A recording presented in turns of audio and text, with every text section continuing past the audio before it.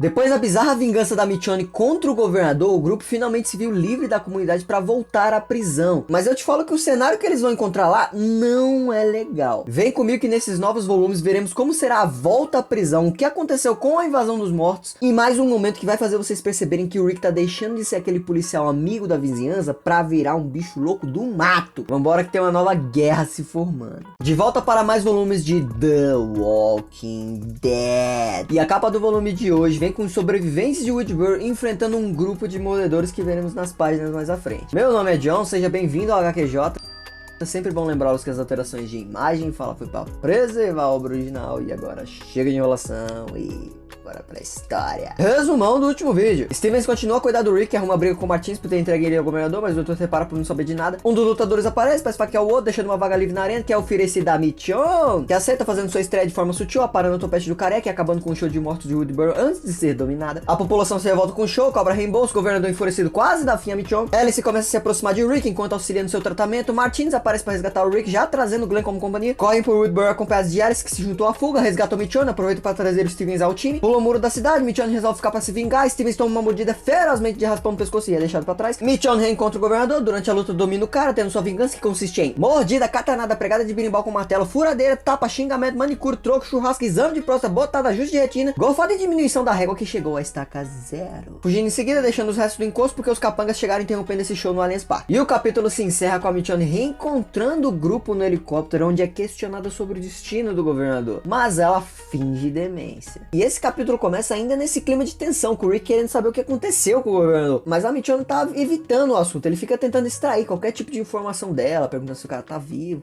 E ela só fala que ele pode estar. Cara, a Michonne, ela parece estar em algum tipo de negação, sabe? Se você não tá entendendo bem, ela ficou mal pra caramba quando ela viu o que fez com o governador. E como eu disse pra vocês no vídeo anterior, não tem como esse maluco tá vivo, mano. Vocês viram o que foi que ela fez. E bem, como o grupo acaba ficando sem muita explicação e não viram nada do que rolou, ficam até apreensivos ali com a Michonne, o que é super aceitável, né? O Rick até puxou o Glenn de canto e pediu pra ele ficar de olho na princesa, que essa parada tava cheirando mal. Então começamos nosso caminho de volta à prisão. E eu poderia facilmente perder um bom tempo falando desse momento aqui pra vocês, mas eu vou encurtar porque eu acho meio desnecessário. Basicamente essa galera começa a se conhecer melhor. A Alice ali tá tentando se acostumar com a perda do doutor, né? Porque era um cara assim, era mais próximo dela desde que o apocalipse estourou há tipo, sei lá, uns 7 meses. Já aconteceu muita coisa até esse ponto, mas ainda não tem nenhum ano de apocalipse. Um fato bem interessante pra vocês saberem é que no início do surto zumbi nos quadrinhos de The Walking Dead, existiam muitos portos seguros que foram feitos em hospitais, igrejas, escolas, tinha policial, bombeiro, tudo quanto é tipo de gente nesses lugares, era aberto ao público. Mas conforme a infecção foi avançando, esses portos seguros foram caindo e a população acabou sendo encaminhada ali para cidades grandes, no exemplo Atlanta. É bem interessante saber mais sobre como as coisas rolaram durante o surto zumbi. Infelizmente tem pouca informação nos quadrinhos e nem a série fez questão de abordar muito isso, embora aquele spin-off lá, Fear the Walking Dead, mostre bastante coisa bacana do início. A Alice estava em um desses portos seguros que caiu, o Martins também, mas era em outro lugar. A história dele é que ele era um professor de educação física, acabou indo pra um desses portos, né? Muito aluno dele foi pra lá também com a família. Ficaram um tempo vendo por lá, mas em algum momento os mortos pegaram os policiais lá de local e aí foi cada um por si. Esse é um dos traumas do Martins, abandonar o lugar deixando seus alunos pra trás. Tipo, os bichos já estavam sem salvação, mas mesmo assim é um trauma, né? Ele não era casado, sem filho, baixo contato com os pais, então quando o posto caiu, o maluco ficou literalmente alone. Isso é sozinho em inglês pra quem não entendeu. Chegou a ver a galera perdendo a sanidade e ele acabou meio lelé também. Tinha dificuldade pra dormir, sempre revivia, né? Aquele trauma com as crianças quando tava a dormir. Foi uma experiência bem chata de se ter na cabeça. O grupinho ali fica comovido com a história dele, mas a Michonne mantém a postura. Isso aí, mano, isso aí, tô contigo, não confio nesse mano aí não. A eles também, mas menos ainda no Martins. Então começa a brotar um grupo de mordedores na floresta e o grupo vai à luta. Destaque pro momento em que Martins é atacado e acaba pegando na boca do zumbi e arrebentando ali o maxilar, depois soco e chute. Eu achei isso aqui sensacional, apesar de ter sido sem querer. E não arranhou nem nada a mão dele, até me lembrou um pouco o Daryl colocando a mão na boca de uma cabeça zumbi durante aquele arco lá do hospital, mas também não chegou a rasgar o negócio. Cara, ele se atira, o Glenn entra em desespero, não consegue segurar a arma, o Rick acaba caindo, mas é a Michonne e a Alice que dominam esse grupo usando o Girl Power. Isso, claro, antes deles saírem correndo, tá chegando mais morto. Tem muito morto na floresta. Qualquer vacilo eles ficam cercados. Eles acabam chegando no carro, empurram pra desatolar. Vai, Rick! Empurra aí atrás com força. Papo estranho, mano. E o grupo acaba voltando à estrada e atropelando o andarilho pelo caminho de volta à prisão. Ainda bem que deu certo. Já pensou ter que voltar a pé com o Tyrese com esse bando de chocadeira atrás deles? O resto do trajeto é bem tranquilo, com o Rick e o Glenn falando um pouco mais sobre a prisão. Tem 3 cercas, é segura. A torre de vigia pode se trancar na cela se não se sentir seguro. Nada demais. É mais pela Alice mesmo, porque ela tá insegura com a mudança pra prisão. Apesar dela não gostar da cidade, ela se sentia segura em Whitburn. E a próxima parada é a cardíaca, porque o grupo chega à prisão e ela tá simplesmente tomada por zumbis. Tem morto na plantação, tem morto na torre, tem morto na quadra, tem morto no pátio, tem morto nas grades, tem morto nas 3 cercas, tem morto no trailer, tem morto com morto. A prisão caiu, meus amigos. Infelizmente, o grupo não conseguiu conter a invasão depois de salvar o Tyrese. E sabe onde foi parar o grupo de sobreviventes da prisão? A resposta você terá já já, porque essa é a capa do volume 35, mostrando uma mão segurando um anel. O que será que isso significa? Será que o grupo encontrou alguma das mulheres zumbificadas e retirou um anel como uma forma ali de luto, lembrança? Já quero avisar que esse vídeo demorou mais que o normal pra sair, porque eu arrumei um bico de final de semana, o que me atrasou, mas eu tinha que pagar o aluguel, né? Eu também peguei uma chuva danada, fiquei doente, não deu pra gravar por causa da voz de taquara rachada, mas eu tô bem, obrigado por perguntarem. Agora eu não quero perder tempo, o Glenn entra em desespero ao ver a queda da prisão. Então ele entra sozinho no carro e sai rasgando pra cima dos mortos, perde o controle, se espatifa no aparelho. Gênio, cara, gênio. O grupo consegue correr atrás dele antes que os mortos cheguem, né? O Martins ajuda pra caramba com a mini metralhadora dele. Aí ele se consegue chegar no Coreia, que tá respirando, mas tá meio grog ainda. E é importante dizer que o Rick encontra um zumbi pela metade no chão. Esse aqui. Se você não tá reconhecendo, esse é o Watts, meus amigos. Já sabemos o destino de um dos integrantes da prisão. Já a gente fala mais dele, porque no meio da confusão toda, a Andy e o Dale me saem de dentro do trailer. Eles estavam vivos. Uou! A Andy já repara no cotoco, mas o Rick não dá detalhe. O Dale avisa que viu ter dado ruim pro Watts, o que já sabemos. E o Herschel foi mordido. Disso não sabíamos. Poxa vida, perdemos o fazendeiro também. Lori, Cal, o restante da cambada correu tudo pro bloco C. O Dale e a Andy só não foram juntos porque queriam ficar a sós no trailer, se é que você tá me entendendo. Não, zoeira, eles só não conseguiram acompanhar mesmo, então ficaram cercados no trailer e estavam esperando ali se espalharem pra sair e combater. Cara, toda essa conversa rola muito rápido, porque eles estão no meio de uma luta, né? O Martins até salva a Andy em um momento, e o plano é colocar a Andy na torre. Lá tem muita munição, de lá ela consegue fazer a limpa, estilo tomada da prisão na série, sabe? A gente já viu ela praticando isso. Mas diferente da série, agora é retomada e não precisa do grupo todo, só precisa da Andy, porque ela é esse tipo de personagem que resolve as paradas no quadrinho. Ai, por que vocês fizeram aquilo com a Andy na série, AMC? Por quê? Galera, vocês vão ver a Andy fazer cada coisa legal por aqui que vai ficar muito mais claro porque que ela é tão lembrada como uma das melhores personagens nos quadrinhos. Ela é nível Michonne, mano. É muito forte, tão forte que pedaços da trama dela foram reaproveitados para outros personagens, como a Carol e a Sasha. Duas personagens consideradas aí bem fortes, principalmente a Carol, que tem um arco maravilhoso na série. The Walking Dead tem essa pegada de pegar um personagem e usar na trama de outro. Vocês já perceberam, né? E, infelizmente, a série pegou a história da Angel, que tava bem interessante, e deu uma boa zoada. A recepção foi negativa, de gerar revolta e raiva pela personagem. Até a atriz ficou com aquele gosto ruim na boca do que fizeram. Conforme as coisas forem avançando, a gente bate mais um papo. O fato é que o Dale corre com a Angel pra torre e o Rick resolve invadir o bloco C atrás do grupo que se escondeu por lá. Tem uma pancadaria pelo caminho, mas eles chegam lá sendo recebidos por Herschel, que ainda não se transformou. Uhul!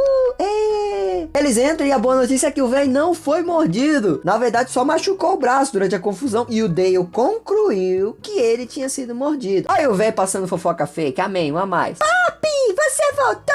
A mãe disse que você tinha ido comprar cigarro. Eita, não tá faltando pedaço aí, não? Oh, Rick, o que aconteceu? Relaxa, depois eu te conto. Meg, cadê a Meg? Rapaz, o Rick já reencontra a família querendo fazer aquela força-tarefa pra ajudar a Andy e o Dale na limpeza. E o Ty se mete mandando o cara ficar de fora, porque agora ele tá incapacitado. E aqui já tem um mini atrito dos dois de novo, hein? Porque o Ty começa a falar que o Rick até consegue atirar, mas se um zumbi se aproximar, ele vai ter que bater com um cotoco. E isso se tiver muito perto. Já o Rick tá naquela vibe de, pô, eu posso chutar, correr, não sei o quê. Aí o Ty olha pra ele, engrossa a voz e mete uma, mano, você vai ficar aqui pronto, eu te arrebentei quando você tinha as duas mãos, você vai tentar a sorte com uma só? E aí meio que o Rick aceita a situação e o Ty toma a frente enquanto a Lori consola o Rick por estar se sentindo frustrado, descartado, incapacitado. miserável. Cara, esse momento me pegou, hein? Porque todo homem sabe o peso que tem se sentir inútil em uma situação que tem pessoas que dependem de você. É tenso, viu? E apesar de ser um momento de impotência do Rick, também é um momento muito bonito da família reunida, o que acabou me fazendo lembrar daquela primeira união que rolou ali no acampamento de Atlanta, quando o xerife reencontrou eles na primeira temporada. Momento emocionante demais de ver na série, é um dos meus momentos favoritos da primeira. Rick quase chorando de alívio, felicidade, muita emoção envolvida. O Shane com cara de tô feliz, mas outro... Pena que não tivemos mais momentos de união entre o Rick, a Lori e o Carl na série. Ou era o Rick com o Carl, ou era o Rick com a Lori. Não parecia ter mais aquela conexão família. Dava pra ter feito alguma coisa na segunda temporada, mas o foco era o Shane e a Sofia. E meio que tava cada um pro seu canto ali na terceira, então acabou não rolando. Mas enfim, depois desse momento da família, já corta pro grupo do lado de fora após a limpeza, pilhando os acidentados pra queimar. Rapaz, foi bem de boa a limpeza. Eu pensei que o Hobbit ia dedicar mais páginas pra fazer isso aí. Achei até fácil demais. Se vocês pararem pra lembrar, nas primeiras edições, eles se assustavam só com um infectado. Não sabiam como agir. Agora a maioria tá tudo calejado, experiente, moldado, perderam aquela inocência, sabem o que estão fazendo. Na verdade, eu acho que até vale uma comparação rápida com a série, porque quando o grupo encontra a prisão na terceira temporada, não demora muito pra eles deixarem ela limpa, com aspas bem grande em limpeza. Setores limpos, né? O Rick já tava ficando doidão, aumentando sua contagem de mortes, mas conforme a trama avança, o Andy acaba fazendo o negócio cair, o Rick fica totalmente louco, mas também não dá trabalho pra fazer a limpeza do presídio de novo. Depois disso, eles acabam tendo problemas bem pontuais, com exceção da guerra contra o pirata e quando uma das grades acaba cedendo de tanto peso, colocando ali o Rick e o Cal pra meter o dedo nos defuntos. A limpeza 100% mesmo foi um negócio um pouco mais demorado. Só ficou seguro de verdade depois da terceira temporada. Isso fora as outras coisas que aconteceram, como a doença do Chris e Greg. Já nos quadrinhos o negócio acaba sendo bem de boa. Eles fazem aquela limpeza parcial de uma forma muito mais tranquila que a série. O Rick ainda era super paz e amor, acaba tendo problema com os prisioneiros, o que resulta em mais mortes pela prisão, mas também são controlados de uma forma bem tranquila. E aí agora com o salvamento do Tyrese, a prisão acaba tombando pros mortos, algo que não rolou na série. Mas em menos de 20 páginas, sem tanto esforço, eles retomam de novo o controle e a prisão tá totalmente segura novamente. Várias reviravoltas, né? E ainda não acabaram. A praga zumbi ainda vai trazer muita coisa desagradável pra esse grupo. E antes de seguirmos com a história, tivemos a morte de mais um personagem na trama, o Watts. Tadinho, cara, sobrou só o piteco do pitoco desfiado. O Watts parece uma versão masculina da Minnie da Bike. Isso, claro, na série, né? Porque nos quadrinhos ela ainda tinha o corpo ali, só não tava funcional, por assim dizer. Mas, rapaz, o Watts teve uma história muito diferente do que o que foi mostrado na série. Na série, o Watts é apresentado após o Cal tomar um tiro, já correndo pra fazenda do Rush. Ele parece ser um cara super firmeza, gente boa demais, cheio de remorso ali por ter atirado no moleque. Acaba se voluntariando aí pra escola com o Shane, atrás de medicação, fica preso. É ali na hora do tudo ou nada que o Shane mete uma bala na perna dele, deixando o cara pros zumbis pra conseguir fugir. Depois inventa todo um papinho lá que o maluco se sacrificou. E tudo que a gente descobre sobre o personagem depois é por histórias de outros personagens, como por exemplo ele ser o responsável por colocar os zumbis no celeiro. Isso incluindo Sofia. Já nos quadrinhos, o Watts acaba tendo um arco bem mais completo, embora não seja um personagem tão memorável. Ele aparece a primeira vez logo após balear o Cal, também por acidente. Toma um apavoro do Rick, leva eles pra fazenda do Rush, a recuperação é rápida, não exige tantos cuidados como na série, e o Watts, assim como na série, sente o peso da culpa e o medo do Cal falecer. Quando o Rush decide expulsar o grupo, é ele que entra no meio impedindo de puxar o gatilho e depois acaba ajudando o fazendeiro a se recompor. Foi ele quem ficou na fazenda cuidando dos animais depois que o Rick encontrou a prisão e voltou à fazenda pra levar geral. Foi por causa do Watts que a Michonne encontrou a prisão e salvando ele pôde entrar no lugar. A gente pode ver a relação dele com a Patrícia indo por água abaixo depois que ela ajudou os prisioneiros a se rebelarem contra o grupo do Rick. Faz umas participações aqui e ali e quando ele resolve voltar a falar com a Patrícia, dá uma treta danada no portão pra salvar o Tyrese, a prisão acaba caindo e nem vemos o Watts ser pego. A gente só se depara com o que sobrou dele no meio do rolo. Trágico, trágico. Uma história bem mais completinha, se eu não me engano, ele ficou vivo só por 2 episódios na série, talvez 3 no máximo. E mesmo assim é um personagem bem mais memorável, porque foi o lance dele com o Shane que trocou a nossa visão do personagem e deu uma mudança drástica na personalidade do Shane. A segunda temporada é do Shane. Eu duvido que quando você viu pela primeira vez você não ficou tipo, peraí, ele atirou nele? Como assim, mano? Surpresa total. O episódio acabava com você parado pensando o que foi que rolou aqui, velho. Apesar do arco mais curto, o Watts da série é bem mais importante. E bora seguir com a história, porque enquanto o grupo tá se matando do lado de fora pra fazer a faxina... Ai, Glenn, vai, mostra essa peça da Free-Boy. Cara, essas crianças não se controlam um minuto, rapaz. Eu não sei se vocês repararam, mas sempre que surge uma oportunidade, tem alguém analisando o shape um do outro nessa prisão. A galera tava com os hormônios muito desequilibrados no arco da prisão. Mas vamos deixar eles aproveitarem, porque mais pra frente o negócio vai ficar mais louco e não vai ter nem tempo e nem lugar pra isso. E apesar de não ter nada demais aqui nesse momento, quando o cheiro de fumaça chega chega ali na cela, o Glenn sai correndo. O Axel e o Ty tava fazendo aquele tradicional churrasco pós-luta, e o Glenn correu até eles para fazer um pedido um tanto quanto curioso, que deixassem as zumbis mulheres separadas, que ele precisava olhar elas. Ninguém entende o que ele quer, também não pergunto, porque tá todo mundo meio perturbado nessa altura, então não interessa. E já eu conto pra vocês. Primeiro eu quero falar outras duas coisas. Começando pela Michonne, que tá meio isolada depois de ajudar a fazer a limpeza, e tá tendo uma daquelas conversas com ela mesma. E meu amigo, aqui é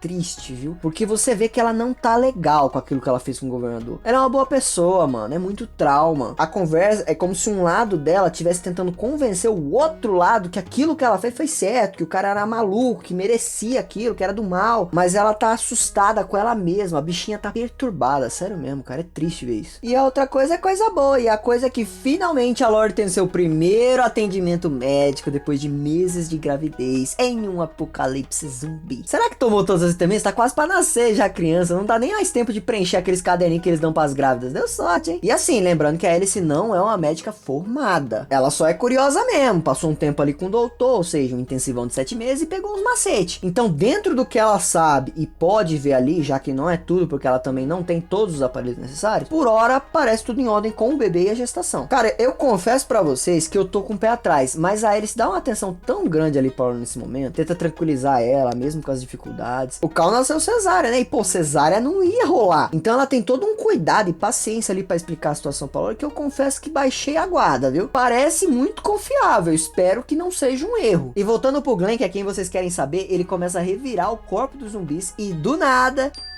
My precious... É só isso que vocês precisam saber por agora, segura mais um pouco. No pátio, o Rick tá caminhando com calma, mostrando que a prisão tá suja, mas novamente segura. E o Ty vem dizer que tá feliz com a volta dele, quer deixar aquela treta da briga pra trás. O Rick, claro, aceita, eles juram de dedinho ali que não vão mais brigar. Só que aí o Rick pergunta, onde é que tá o Martinez, hein? E o Ty fala, pô, o cara é da hora, tava dando mó trampo aqui, arrastando as coisas ruins lá com nós e tal. Tem umas horas que ele sumiu, viu? Deve tá cansadão, será que ele não tá lá dentro, não? Aí o Rick bota os neurônios pra processar a informação, porque ele tava lá dentro esse tempo todo, então se o cidadão tivesse sentado, ele teria visto. E aí o Rick se toca e sai correndo, porque o Martinez tá voltando pra Woodbury pra trazer mais uns delinquentes. Eita, nossa. Cara, o Rick tava de olho no Martinez desde que eles saíram da comunidade, ver se não tava deixando uma pista pra alguém seguir, não sei o que e tal. Então na hora que ele percebe a fuga do cara, ele corre pro trilho dele, deixando o Cal com o Tyrese e parte atrás do cara. Como o Martinez não conhecia a área, o único caminho que ele tinha pra voltar pra Woodbury é o caminho que eles vieram. Então basicamente o Rick sabe por onde ele vai estar e quer acabar com a ameaça, deixou isso claro antes de entrar no trailer. O Ty até tentou impedir ele e tudo mais, mas acontece tudo muito rápido e meio que não dá tempo. O Ty é meio cínico, né? Ele coisou lá o coisa de estrangular salhou lá do Chris e fica de coisa quando o Rick quer coisar. E a capa do volume 36 é com o Rick em pé, observando o Martinez que está no chão. Será que o rapaz parou para recuperar o fôlego e dormiu? Ah, essas capas com spoiler estraga demais a experiência de Ilhas Deluxe. A capa original era essa aqui, mostrando a prisão numa vista aérea, cercada de andarilhos, e está acontecendo alguma coisa entre dois personagens, mas não dá pra saber bem o que era. E pior do que não saber é você ter assistido até aqui e não ter deixado um like, um comentário e se inscrito. É muita falta de decência. Enfim, depois de novamente Rick Grimes deixar a prisão atrás de altas confusões em um mundo pós-apocalíptico, o Ty acaba dando um sermão no Cal, porque o pirralho vem perguntar se o Rick odeia ele, já que tá sempre largando ele pra fazer outra coisa. E o Ty, bem carinhoso e gentil, né, dá aquele tapa de realidade na cara do menino, avisando que o Rick só tá fazendo isso pra manter ele seguro. Mas eu não vou enrolar aqui não. Na estrada o Rick encontra o Martinez correndo de volta ao Woodbury e o Rick acelera pra cima do maluco e acerta ele em cheio. O Martinez cai no chão todo retorcido, igual pasta de amendoim. Ploc! Até tenta sacar a arma, mesmo agonizando, mas o Rick chuta e o cowboy tá lunático agora, falando que o mano ia trair ele, trazer as pragas do Egito pra prisão. O Martinez não consegue nem mais se mexer e ele vai agonizando de dor, enquanto fala que o Rick é egoísta, na prisão tem comida, dá pra manter a comunidade segura. Apesar deles terem colocado o muro em Woodbury, não é 100% seguro, precisa de reparo constante o lugar. Só que o Rick rebate, falando que eles são animais, zoaram lá com a Michonne, o Glenn, fora as lutas. E o Martinez confirma o que a essa altura nós já sabíamos. Lembra daquela conversa no capítulo 31 que o governador queria falar com o Martinez? Na real, não era sobre o doutor, e sim sobre o cara se infiltrar entre eles. É, minha gente, o demônio ardiloso. Mas o interessante mesmo é o que o Martinez fala depois depois disso. Porque ele não queria avisar o governador. Foi o governador que zoou a Michonne, o Rick, organizava as lutas, sim, verdade. Mas o que ele realmente queria era tirar as pessoas boas da comunidade, mulheres e crianças principalmente, e levar à prisão, que era um lugar seguro. E o Rick, escutando isso, simplesmente pega ali a mão que não foi arrancada e começa a verificar a pulsação do Martinez com cada vez mais força, até que ele diz: a sua alma é minha. E esse foi o destino do Martinez nos quadrinhos de The Walking Dead, com o Rick ultrapassando novamente seu nível de maldade e começando a se tornar um cara imperdoável, que vai fazer de tudo para manter o grupo seguro. Eu posso dizer que o Rick tá começando a assumir os traços daquela personalidade que vimos no início da terceira temporada, sabe? Com aquela frase marcante: This is a democracy anymore. E é quase impossível ver esse momento da morte do Martinez sem lembrar da adaptação que fizeram desse momento na série, que na verdade aconteceu de uma forma totalmente diferente e com um personagem que nem tinha relevância. O que rolou foi que a Beth tinha sido capturada e foi parar lá em Atlanta. E durante a operação de resgate, o grupo consegue prender alguns policiais com uma ideia de fazer uma troca pela Loira e pela Carol, que tinha se metido por lá também. Um dos policiais acaba escapando e o Rick vai atrás de carro, pede pro cara parar, não obedece. Então o Rick acelera pra cima em uma cena muito dolorosa, vamos dizer assim. Encerrando esse momento com uma postura extremamente fria e sua Colt Python. Sem falar que nessa época o Rick tava com essa cara assustadora de psicopata doente. Algo totalmente diferente do quadrinho, que o Rick ainda tinha uma carcaça um pouco mais apresentável e acaba agindo mais na emoção. O Martinez foge, ele vai atrás, nem tenta deter o cara, simplesmente passa por cima arrebentando o maluco e dá aquela gravata de mão pra finalizar o serviço. Cara, esses dois momentos são muito parecidos, apesar de totalmente diferentes e muito brutais. Eu nem consigo dizer qual é mais brutal. O Rick da série parece ter mais compaixão, mas ao mesmo tempo ele também é frio e calculista. Enquanto o Rick do quadrinho tava muito mais louco de dar da fila e ainda pareceu adorar eliminar a ameaça. Dois doidos. Martinez também, outro personagem totalmente diferente, série e quadrinho. Na série o Martinez é aquele capanga do governador que tava enfiado no meio dos BOzinhos do mau elemento, participa de toda a trama da terceira temporada, desde os momentos em Woodbury até a guerra contra a prisão. Era um dos lutadores da arena. Existem até momentos que a gente pode cogitar que ele vai virar a casaca e se tornar do bem. Ele parece ser uma boa pessoa em muitos momentos, tanto é que quando o plano do governador de dominar a prisão dá errado e ele percebe que o maluco perdeu o juiz, ele acaba abandonando, forma seu próprio grupo e só vai encontrar muito tempo depois. O governador nessa altura já tinha planos ali de assumir o controle do grupo do Martinez, acaba matando o sujeito de uma forma muito covarde. Taco de golfe, posto de zumbis. Isso até me lembrou um pouco de outro. Já nos quadrinhos a história dele não é tão ampla assim, ele simplesmente aparece no meio da comunidade, cuida dos muros, também é um dos braços direitos ali do governador, então acaba encarregado de se infiltrar na prisão. Para isso ele ajuda o grupo do Rick a fugir de Woodbury, participa da retomada da prisão e na primeira oportunidade cai fora dali de volta à comunidade, sendo atropelado e sufocado por Rick, uma morte tão sanguinária quanto na série pelo governador. Vale mencionar que ele queria salvar as pessoas boas da comunidade do governador, mas será que a gente deveria ter confiado nesse sujeito? Quem confiava nele era o doutor. Mano, será que o doutor Steven estava envolvido nesse rolo com o Martinez? Acho que nunca saberemos,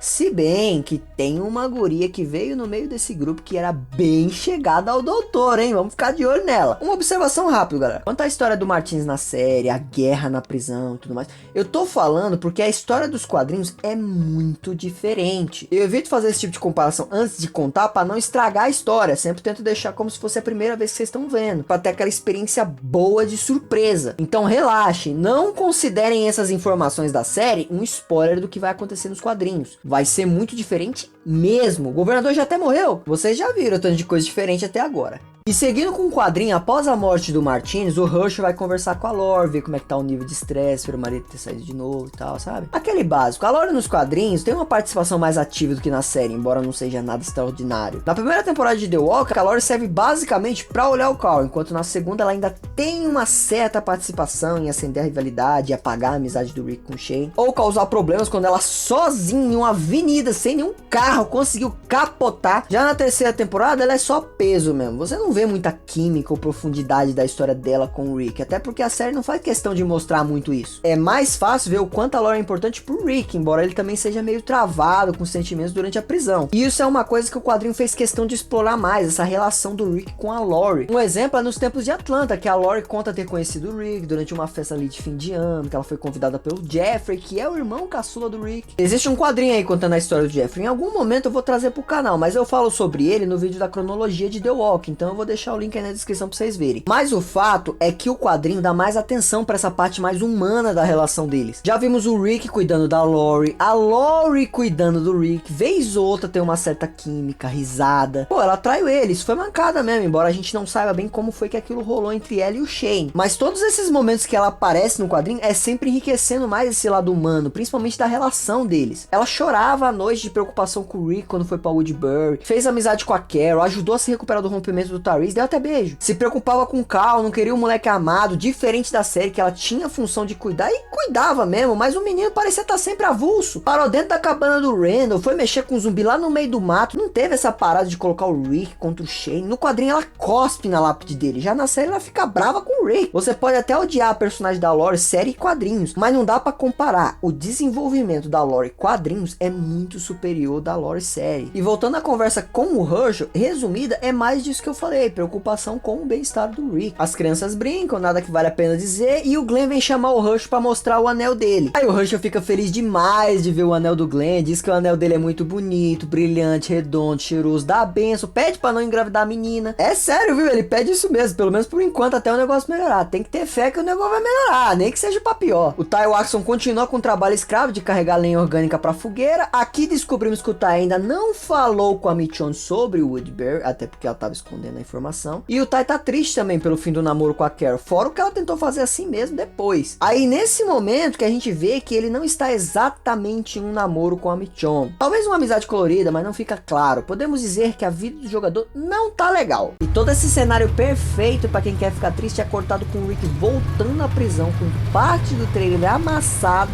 e sujo de sangue. Rapaz, o Rick desce, sério, já mandando a galera fechar o portão, depois eles terminam de limpar porque ele quer fazer uma reunião geral. Aí o Glenn fica com essa cara de desespero ao mostrar o precioso e ouvir da Meg que ela vai pensar. Mas era só zoeira, ela diz sim e coloca o anel do defunto morrido no dedo. Que romântico. Olha que fofinho o momento que o Glenn estraga a vida dele. Que animal inteligente. Que sentimento nobre. Mas sério, é um momento bem bonitinho mesmo. O Glenn até sugere do Herschel casar eles, já que é o mais religioso ali do grupo, é da igreja, entende direitinho as paradas ali de versículo. Então logo teremos um casamento aí. Já vai ver certinho essa roupa pra alugar, que é no próximo vídeo. E enquanto eles decidem em qual lugar da prisão vai rolar a cerimônia, a Lori botou o Cal pra dormir e vai conversar com o Rick. E ele é curto e diretão. Lori, meu amor, razão da minha existência, eu apaguei mais um CPF hoje. Pra quem não notou, o Rick já é um personagem bem mudado a essa altura dos quadrinhos. E essa conversa deixa isso muito claro. Porque ele fala que o cara era um traidor, que ele foi pra cima sem dó, sem papo, nem pensou nas consequências.